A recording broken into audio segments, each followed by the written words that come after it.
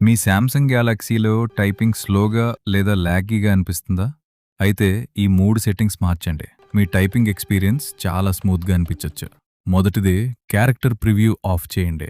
Samsung కీబోర్డ్‌లో సెట్టింగ్స్‌లో swipe, touch and ఫీడ్‌బ్యాక్‌లో touch ఫీడ్‌బ్యాక్‌లోకి వెళ్లి character ప్రివ్యూని of చేయండి. ఇది మీరు టైప్ చేసిన ప్రతిసారి అక్షరాన్ని పెద్దగా చూపిస్తుంది. దీన్ని ఆఫ్ చేస్తే కీబోర్డ్ మరింత క్లీన్‌గా, రెస్పాన్సివ్‌గా అనిపిస్తుంది. రెండోది వైబ్రేషన్ ఆఫ్ చేయండి. సెట్టింగ్స్‌లో సౌండ్స్ అండ్ వైబ్రేషన్‌లో సిస్టమ్ సౌండ్‌లోకి వెళ్లి శాంసంగ్ కీబోర్డ్‌ని ఆఫ్ చేసుకోండి. ప్రతి కీ ప్రెస్‌కి వైబ్రేషన్ రావడం వల్ల టైపింగ్ కొంచెం డిస్ట్రాక్టింగ్‌గా అనిపించొచ్చు.